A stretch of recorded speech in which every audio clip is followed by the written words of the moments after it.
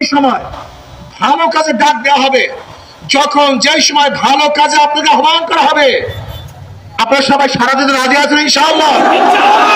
রাজি আছেন ইনশাআল্লাহ? আমি ইনশাআল্লাহ চ্যালেঞ্জ দিয়ে বলতে পারি, আমার জনতা বাবারা এখানে যারা আছেন, আমি বরিশালের সমস্ত লোকের দরকার নেই, বরিশালের সমস্ত লোকের দরকার নেই। আজকে এখানে যারা উপস্থিত আছেন, এখানে যারা দাঁড়ানো অবস্থায় আছেন, আপনার যোগ্য হন, আমি আল্লাহর ভরসা করে বলতে পারি বরিশালে একটা চাঁদাবাজ রাখবো না ইনশাআল্লাহ, একটা দুর্নীতিবাজ বরিশালে থাকবে না ইনশাআল্লাহ, কোন ঘুষ কোন অফিসে চলবে না ইনশাআল্লাহ। আপনার লক্ষ্য হন, আমরা প্রত্যেক অফিসে জানিয়ে দেব এটা বরিশাল, এই বরিশালের মধ্যে দুর্নীতি চলবে না, ঘুষ চলবে না, অবৈধ কাজ চলবে না, জুলুম চলবে না, অত্যাচার চলবে না, অবিচার চলবে না।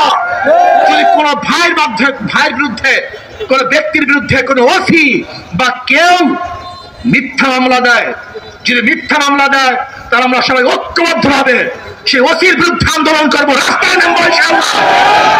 যত প্রশাসন হোক না কেন, যদি আপনারা আমার পাশে থাকেন, আমার কাছে থাকেন, ভালো কাজে ডাক দেই, আর আপনারা যদি সবাই সশরীরে ঝাঁপিয়ে পড়েন, ইনশাআল্লাহ আমি ওয়াদা করতেছি কমপক্ষে বরিশাল থেকে আন্দোলন শুরু হবে, ঘুষ বিরোধী আন্দোলন, দুর্নীতি বিরোধী আন্দোলন, চাঁদা মুক্ত বরিশাল ইনশাআল্লাহ আমরা করতে পারবো কি পারবো না ইনশাআল্লাহ? আসি সবাই রাজি আছি ইনশাআল্লাহ?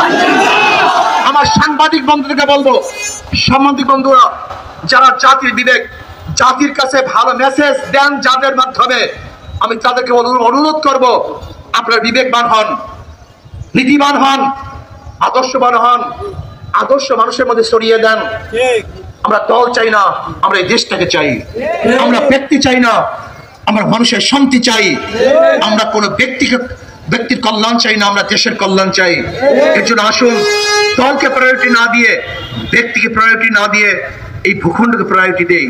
আজকে এই ভূখণ্ড নিয়ে ষড়যন্ত্র চলতেছে, আপনারা দেখেছেন পার্বত্য অঞ্চলের অবস্থাটা কি? পার্বত্য অঞ্চলকে স্বাধীন করার জন্য একদল চক্রান্ত শুরু করেছে। আমি অন্তর্বর্তীকালীন সরকারকে বলবো, ওদেরকে রুখে দেন, ওদেরকে কঠোর হস্তে দমন করেন। যদি আপনারা না পারেন তাহলে আহ্বান করুন, বাংলাদেশের প্রত্যেকটা জনগণ বাংলাদেশে 1 ইঞ্চি মাটিকে রক্ষা করার জন্য তারা জীবন দেবে, সবকিছু উৎসর্গ করবে, কিন্তু বাংলাদেশের 1 ইঞ্চি মাটি তারা ছাড়বে না ইনশাআল্লাহ।